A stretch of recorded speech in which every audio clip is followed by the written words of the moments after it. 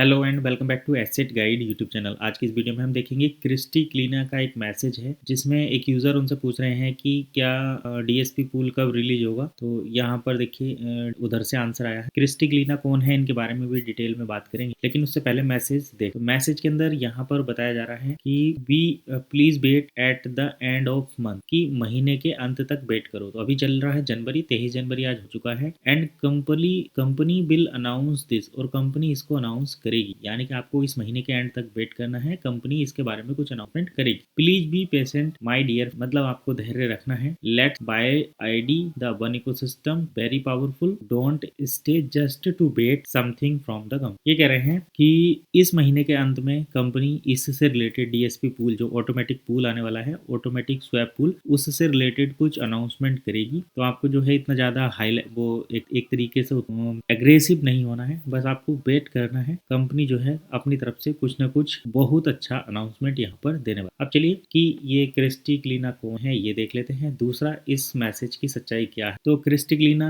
का ये रिप्लाई है, ये बात बिल्कुल ठीक है। क्रिस्टी क्लीना कौन है, जब हम इसके बारे में सर्च करते हैं तो हमें ये नाम आईजीसी मेंबर की जो लिस्ट है उसमें तो देखने को नहीं मिला। इस आईजीसी मेंबर की लिस्ट में क्रिस्टी क्लीना का नाम हमें नहीं मिला, यानी कि जो टॉप के ग्लोबल लीडर। अब चलिए दूसरी जो लिस्ट थी कंट्री बोर्ड मेंबर की, तो वहां पर हमें ये नाम देखने को मिलता है। और ये नाम हमें कहाँ देखने को मिलता है, ये नाम हमें देखने को मिलता है लगभग ये इसमें रोमानिया के अंदर। तो यहाँ पर अगर हम बात करें, देखिए क्रिस्टी क्लीना, यहाँ पर रोमानिया, ये रहा रोमानिया, और यहाँ पर ये नाम है क्रिस्टी क्लीना। तो ये कौन है, ये यूरोप की जो यूरोपियन रीजन है उसमें रोमानिया जो एक कंट्री है, उस कंट्री की कंट्री बोर्ड मेंबर है। इसका मतलब ये इन्फॉर्मेशन कहीं ना कहीं ऑफिशियल हो जाती। तो रोमानिया से हमें ये इन्फॉर्मेशन मिली है कि इसी मंथ के एंड तक हमें ओईएस यानी कि ऑटो पूल देखने को मिलता है। अब देखिए इसमें कितनी सच्चाई है। तो कितनी सच्चाई ये है कि कंपनी मतलब क्रिस्टी क्लीनिया ने भी ये नहीं कहा है कि ऑटो पूल लॉन्च हो जाएगा। उन्होंने ये कहा है कि इस महीने के एंड तक कुछ अच्छी न्यूज कंपनी के बारे में मिली। तो अब हम यहाँ से